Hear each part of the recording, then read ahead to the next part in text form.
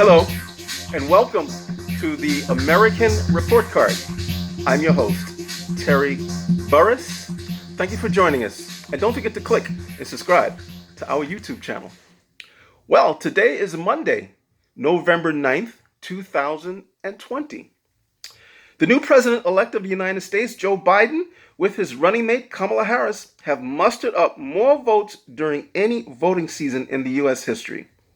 Outside of policies that came from the Trump administration, people came out in record numbers, along with record number mail-in ballots in the midst of COVID-19, looking for a leader to lead us out of this pandemic and to restore integrity and dignity back into the office of the presidency.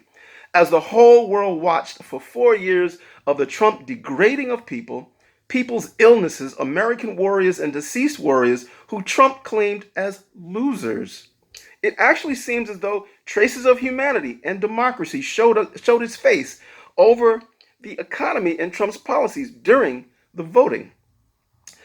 There may be hope for the future of America indeed.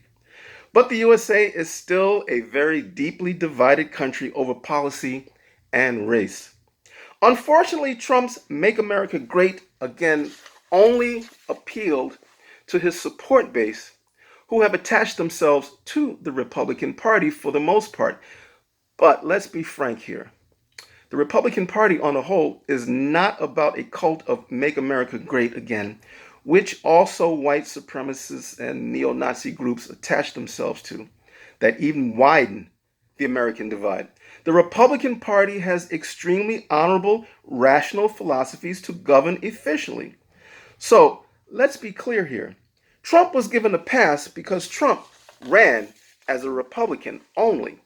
Notice now that many of the Trump people in the Trump camp have all of a sudden distanced themselves from him, although he is still the sitting president until January 20th, 2021, with Joe Biden receiving over 74 million votes and President Trump a little over 70 million votes. And of course, Trump starting with a dozen lawsuits to say that the election was a fraud. Votes are still being counted, and last we checked, Biden is still leading.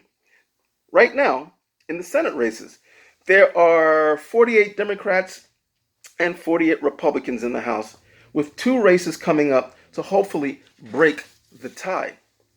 The idea of the United States breaking up into 2 separate countries may not be such a bad idea, although it would be a very complicated one.